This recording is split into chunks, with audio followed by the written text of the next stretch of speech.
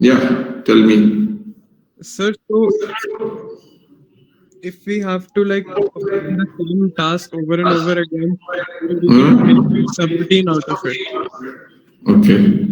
And It's just a sequence of instructions. if I want to do some task only once, I cannot use subroutine.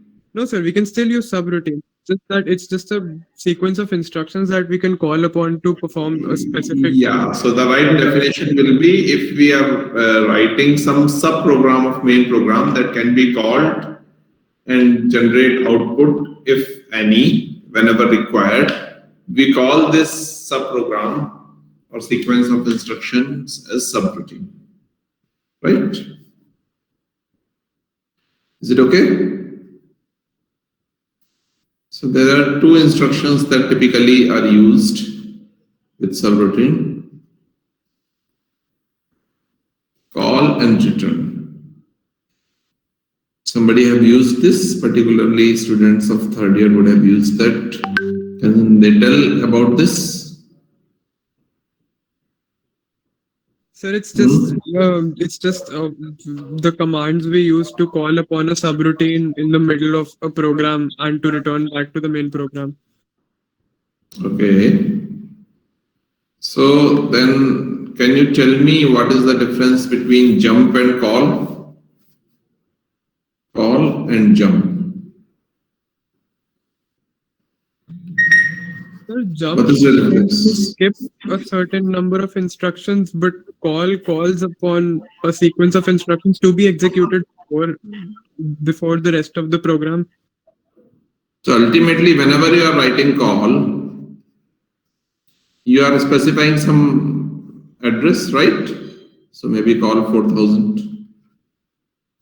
And with jump also, you are specifying, let's say 4000.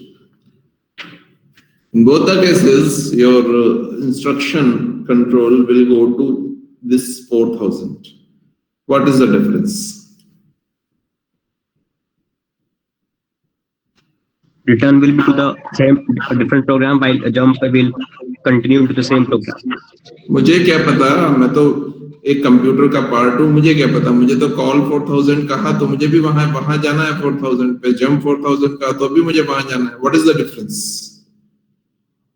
तो call का जो होगा वो दूसरा function होगा और return और jump same function. तुमको पता है ना यार, कंप्यूटर के लिए तो सेम है. सब प्रोग्राम काउंटर में वैल्यू असाइन मतलब ऐड हो जाएगी नेक्स्ट एड्रेस. सर एक जंप में हमें जो नेक्स्ट जंप जो हमने सब रूटीन कॉल किया है उसका एड्रेस आ जाएगा. इन केस ऑफ कॉल ऐसा नहीं होता. मतलब समझ में नहीं आया. जो जंप होगा, जंप में सर वो डायरेक्ट उस मेमोरी एड्रेस पे जंप कर जाएगा. ओके, बट कॉल में क्या होगा, वो जंप करेगा बट वो प्रेजेंट एड्रेस को भी नोट करके रखेगा क्योंकि वहां पे उसको वापस आना है. तो वापस आने का कैसे पता चलेगा? रिटर्न से. ठीक है, हाँ रिटर्न से. तो can I say it like this, that call with some instruction jump is equivalent to jump some instruction jump some instruction some address. Can this be said like this?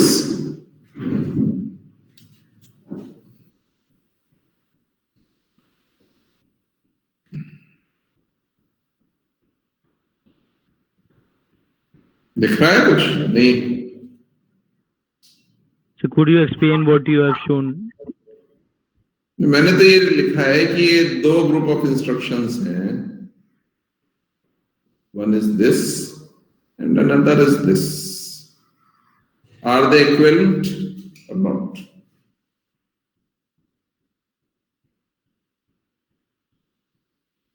Jump as in jump 2 times. Sorry, यहाँ पे मैंने दोबारा जो jump लिखा उसको हटा दीजिए, उसकी जगह रिटर्न लिखना चाहता हूँ. सॉरी, इसको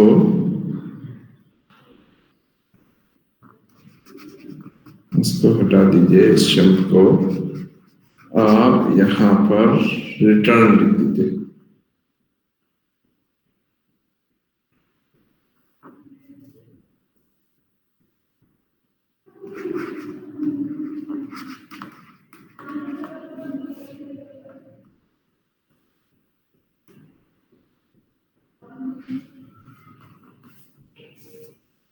ठीक है, अब बताइए ये दोनों सेम है क्या? हाँ sir, it could be set because jump में भी जैसे इसकी जगह अगर जंप रहेगा तो वो सर वो मेमोरी लोकेशन पे जाएगा एंड जब वो खत्म हो जाएगा तो फिर वापस एक जंप करके वापस आ जाएगा। तो फिर और ये रिटर्न में भी वही होता फिर कॉल इंस्ट्रक्शन और रिटर्न इंस्ट्रक्शन, दो एक्स्ट्रा इंस्ट्रक्शन सेट में जोड़ने की जरूरत है क्या? नहीं सर, नहीं सर, बट इसमें हमें स्टोर भी तो करना पड़ेगा ना कि हम वापस कहाँ, जैसे जब हम जंप करते हैं तो हम ये नहीं सोचते कि हमें यहाँ पे वापस आना है, we just go to the ठीक मेमोरी है, वो तो एड्रेस। सोच लेंगे, उसमें कौन सी बात है, वैसा सोच लेंगे। क्या सोचेंगे? जो तुम सोचना चाहते हो उस तरह से सोच लेना। When these instructions are equivalent, why shouldn't we use jump and jump in place of call and return?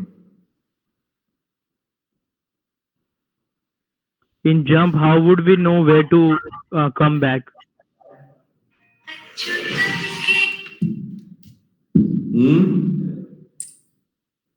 If I'm using the jump instruction, how would I know where to come back? Why would I know where to come back? वो तो हमको पता ही है ना जहां से हमने move किया था। ये कोड तो हम ही लिख रहे हैं, कोई दूसरा थोड़ी लिख रहा है। सर आप सब रूटीन के रिस्पेक्ट में जंप यूज करने की बात कर रहे हैं ना?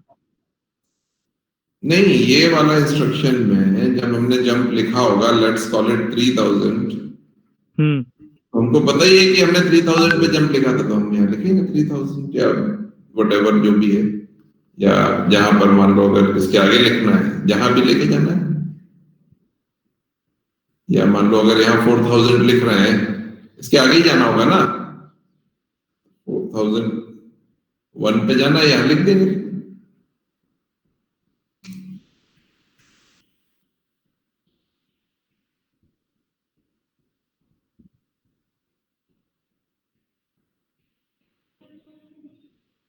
मैंने जहां भी वापस लौट के आना है वो यहाँ लिखा ही जा सकता है, उसमें दिक्कत क्या है?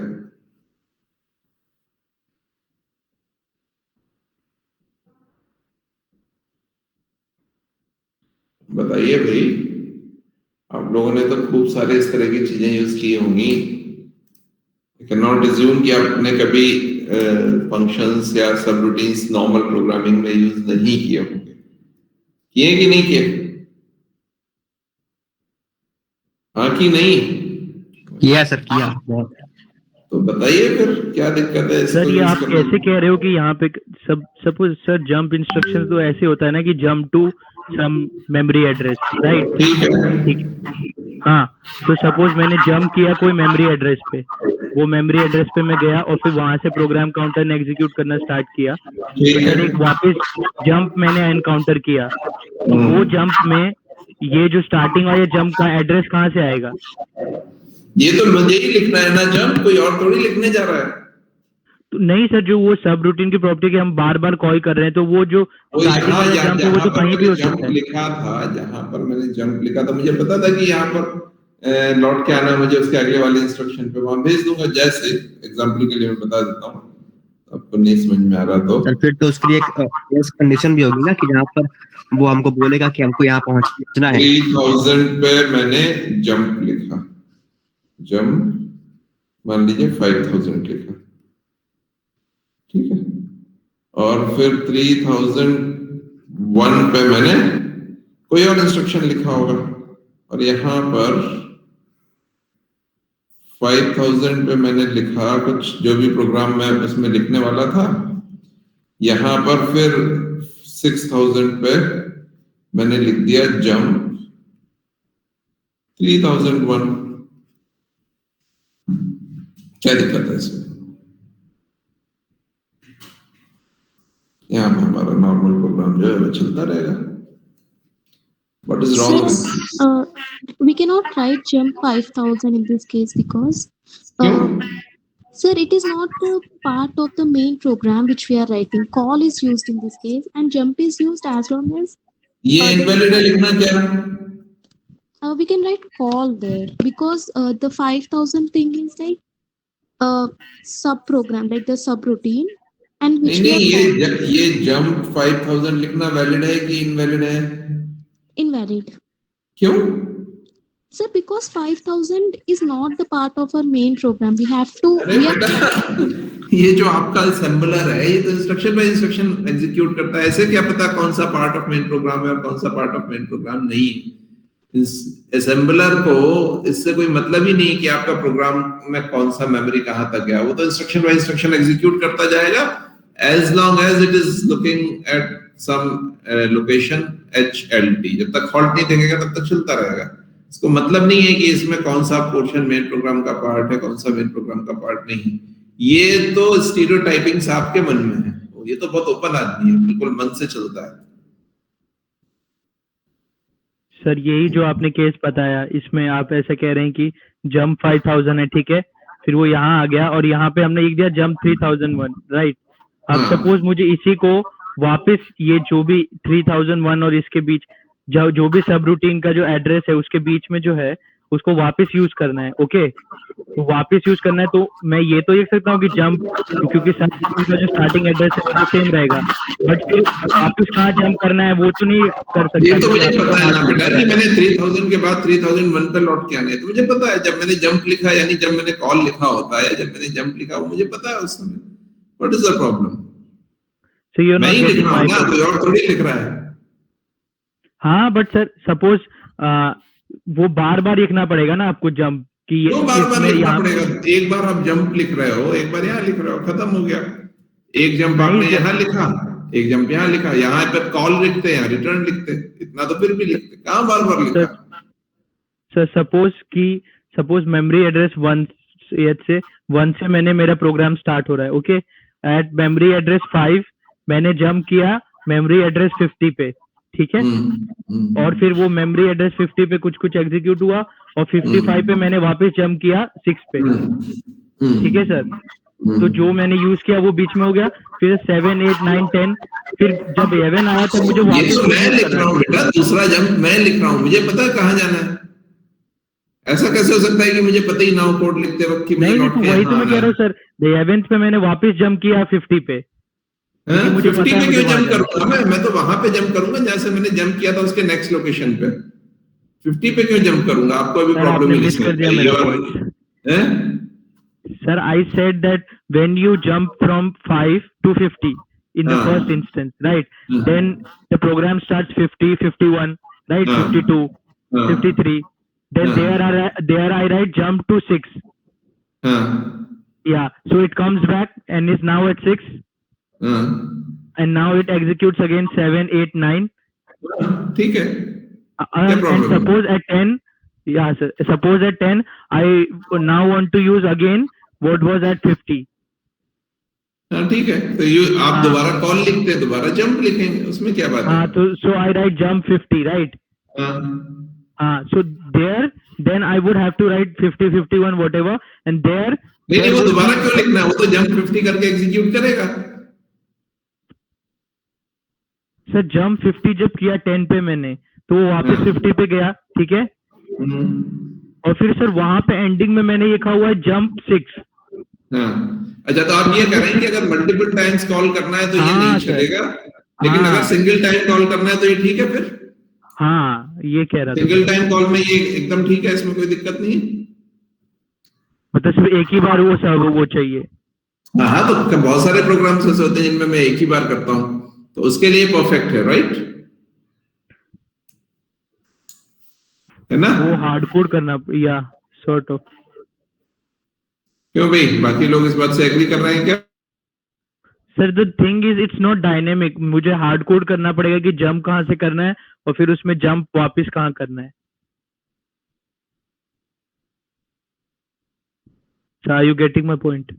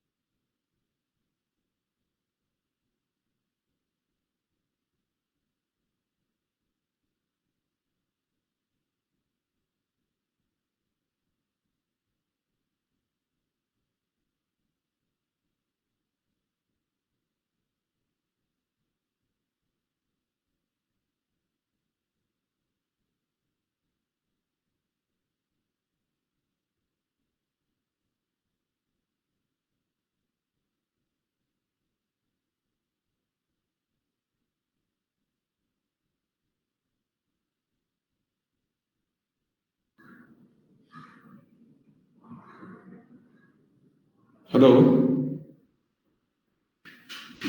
हेलो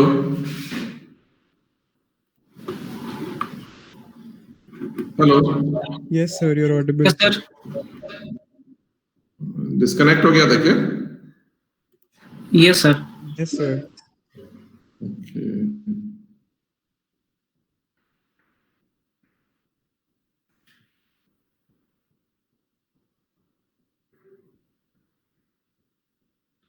हाँ जी, so we are back to the question. तो अगर सिंगल टाइम कॉल करना है देन इट इज ओके?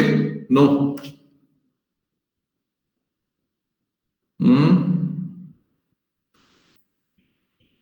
दोबारा डिस्कनेक्ट नहीं हो गया।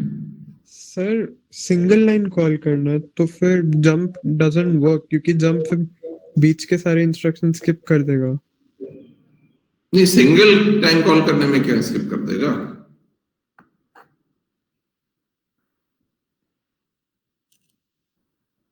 So you mean a pair of jump बस यूज करे तो। हाँ, सिंगल टाइम कॉल करने का मतलब ये है कि मतलब खाली एक बार अगर हमें सब रूटीन को किसी एक सब रूटीन को कॉल करना है तब कोई फर्क पड़ेगा या नहीं पड़ेगा? सर नहीं पड़ेगा सर, मल्टीपल पॉसिबल है ना, मल्टीपल भी तो। जो मैं 5000 to 6000 के बीच में कर दूं, अगर जंप 3000 तो वापस फिर वो जंप करेगा, तो मल्टीपल भी तो पॉसिबल हो गया।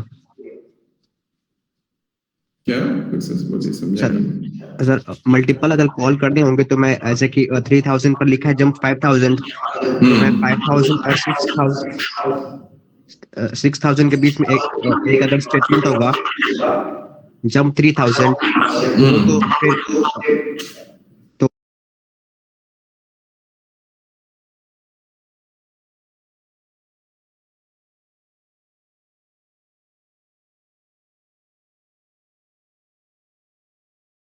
पैर भी हम अगर यूज करें तो सर जब मैं सब रूटीन लिख रहा रहता हूँ तब तो मुझे ये नहीं आइडिया ना कि मेरे को वापस जंप मैं प्रोग्राम में कॉल कहाँ करूंगा इसको। वो तो अगर सिंगल सब रूटीन लिख रहे हैं तभी तो मैंने बताया ना आपको 3001 पे यहाँ पे आप जाइए, इसमें क्या दिक्कत है? तो सर सब कुछ हार्ड कोडेड होगा, डायनेमिक नहीं होगा फिर? नहीं, हार्ड कोडेड का मतलब सिंगल कॉल में तो हार्ड कोडेड ही रहने वाला है फिर भी। नहीं तो फिर आपको ये भी कहना चाहिए कि मैं कॉल के साथ भी ये नहीं लिखूंगा कि किस एड्रेस पे जाना है। That can be done. जाना तो है बट वो ये कॉपी करिए कि आना हार्ड कहाँ है। कोडेड नहीं भी करना है तो you can use some register, that is also possible. Sir वो बट जाना तो हमेशा स्पेसिफाई करना ही होगा ना आपको कि आपका सब रूटीन कहाँ से स्टार्ट हो रहा है। आप दोनों चीजें ही रजिस्टर के थ्रू यूज कर सकते हैं, तो हार्ड कोडेड करने की भी जरूरत नहीं है। आप कॉल भी सब कॉल वाला जंप भी रजिस्टर से कर सकते हैं और रिटर्न वाला जंप भी रजिस्टर से कर सकते हैं। वो तो आप कर ही सकते हैं हमेशा।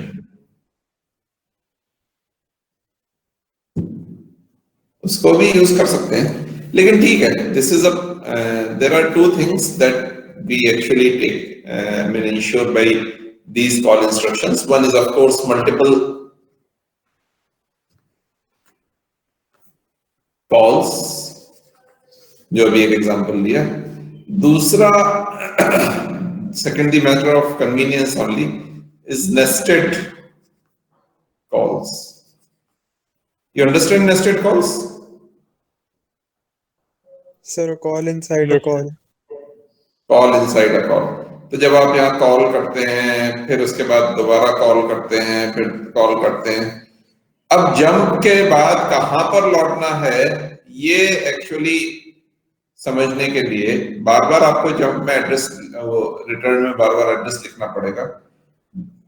अगर आप कॉल और रिटर्न यूज कर रहे हैं तो then that will be more easy and error free.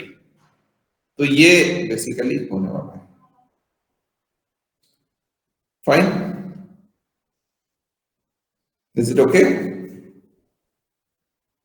ठीक है ये? हाँ,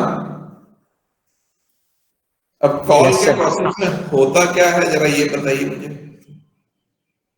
जैसे कॉल 2000 हमने लिखा और यहां पर लिखा है 1000, जब हम कॉल करेंगे तो क्या होने वाला है?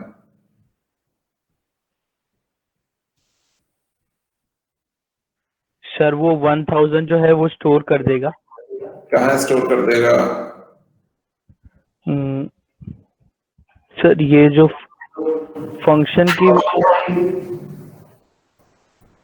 आई एम नॉट श्योर कहाँ स्टोर करेगा। किसी को पता है क्या?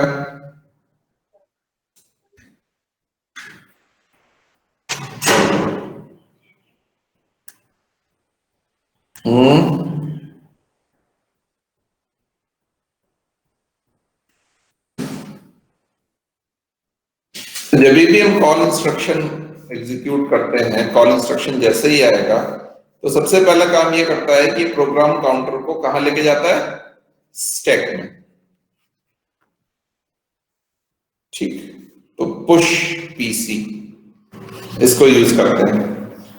और जब भी रिटर्न इंस्ट्रक्शन आएगा तो पॉप करेगा पीसी को, और इसमें जो स्टोर है स्टैक पॉइंटर के टॉप मोस्ट लोकेशन पे जहां पर हमको पॉइंट कर रहे हैं, वहां की लोकेशन को प्रोग्राम काउंटर में कॉपी करेगा। So this is the way by which call instruction executes. क्या करना? तो पहले प्रोग्राम काउंटर को और स्टैक में स्टोर करना, और उसके बाद जो भी प्रोग्राम काउंटर की वैल्यू है 2000 जैसे है, तो प्रोग्राम काउंटर में 2000 स्टोर करना, एग्जीक्यूट करना। जब ये रिटर्न आएगा तो इस मान लीजिए अगर पीसी की वैल्यू तब तक 2500 है, तो इस 2500 को रिप्लेस करके और यहाँ पर 1001 को लेके आना। यानी कॉल जहां से इनिशिएट हुआ था उस समय प्रोग्राम काउंटर में उसकी नेक्स्ट वैल्यू रही होगी, तो जो प्रोग्राम काउंटर में स्टैक में वैल्यू स्टोर है उसको लेके आना। इतना ये कॉल और रिटर्न का करने वाला काम है। ठीक है, इज इट ओके? ये बात समझ में आती है? तो जब कॉल किया तो कॉल के टाइम पे जो प्रोग्राम काउंटर है उसको स्टैक में स्टोर किया, और प्रोग्राम काउंटर में कॉल की जो वैल्यू है, कॉल के आगे जो एड्रेस लिखा हुआ है उसे स्टोर किया, एग्जीक्यूट किया, रिटर्न आया तो प्रोग्राम काउंटर में जो स्टैक में स्टोर की गई थी वैल्यू उसको लेके आए वापस, और आगे का एग्जीक्यूशन शुरू हुआ। ठीक है, ये इतनी बात समझ में आती है सबको? यस और नो? Yes sir. क्लियर है ये सबको? हाँ या ना?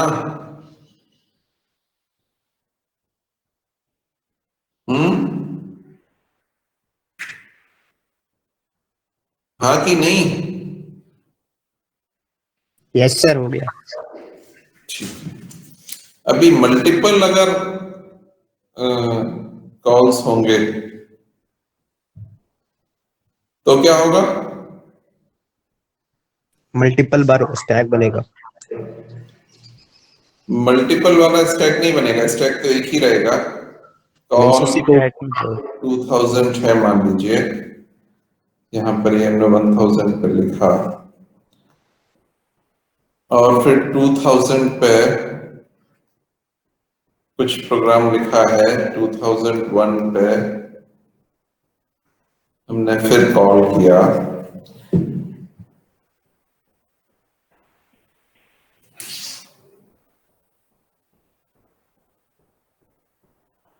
तो क्या होगा?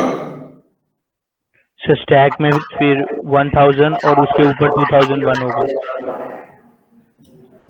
तो पहले स्टैक पॉइंटर में जब स्टोर करेंगे तो स्टैक पॉइंटर में हमारी वैल्यू स्टोर होगी यहाँ पर 1001। फिर जब दोबारा कॉल आएगा तो यहाँ पर स्टोर होगी वैल्यू 2002।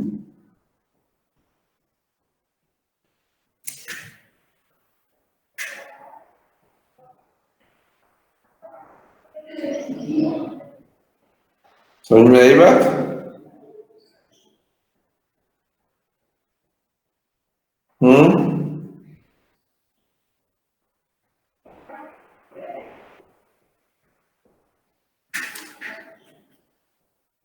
भाई बस समझ में? तो स्टैक पॉइंटर ये पॉइंट कर रहा होगा, जब इसका रिटर्न हम लिखेंगे ये पॉप हो जाएगा, सॉरी ये पॉप हो जाएगा, फिर इधर पॉइंट करने लगेगा। जब इसका रिटर्न लिखेंगे यहाँ कहीं इसका रिटर्न लिखेंगे तो ये पॉप हो जाएगा। तो इस तरह से अगर आप मल्टीपल कॉल्स करते हैं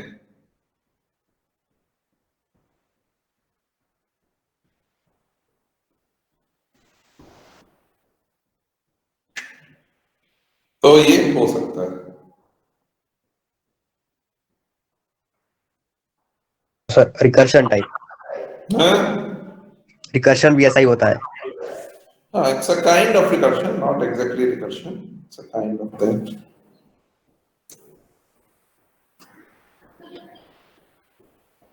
ठीक है ये बात समझ में आती है आपको?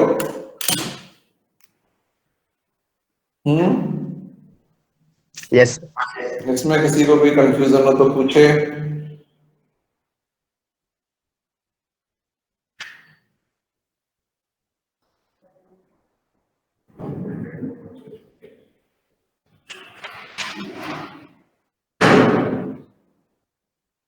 Any confusion?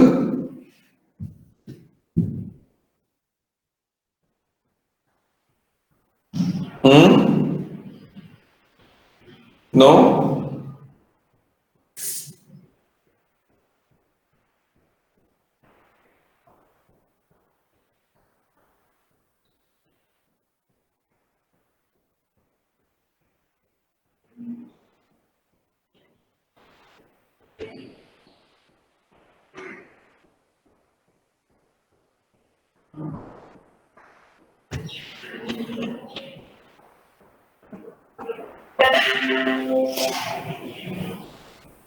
So now we'll be discussing about a few additional instructions.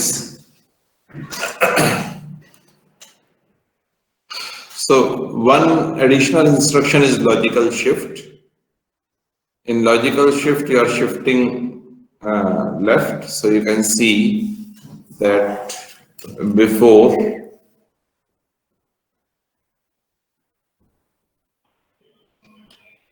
this earlier was 01110. जब आपने लॉजिकल शिफ्ट किया तो ये 1 यहां पर आ गया और क्या हुआ इसके अलावा जब आपने 2 शिफ्ट किए तो एक 1 यहां पर आ गया और एक 1 यहां पर आ गया। सो L शिफ्ट L ये #2 R0 यानी आपने 2 लोकेशन से ये शिफ्ट किया तो एक ये है जो ये कैरी को लेके चल रहा है। इसी तरह से आप अगर राइट शिफ्ट की बात करेंगे तो यहां पर भी आप ये देख सकते हैं कि ये हो रहा है। So this is another instruction. Then there is another instruction that we call arithmetic shift. इसमें ये ultimately आपका जो शिफ्टिंग है वो जैसे आपने 2 लोकेशंस शिफ्ट किया तो ये सर्कुलर शिफ्ट है यानी यहां से इधर जाएगा और फिर this will go outside. So this way it will go and then there are rotates. Sir slide move नहीं हो रही है शायद।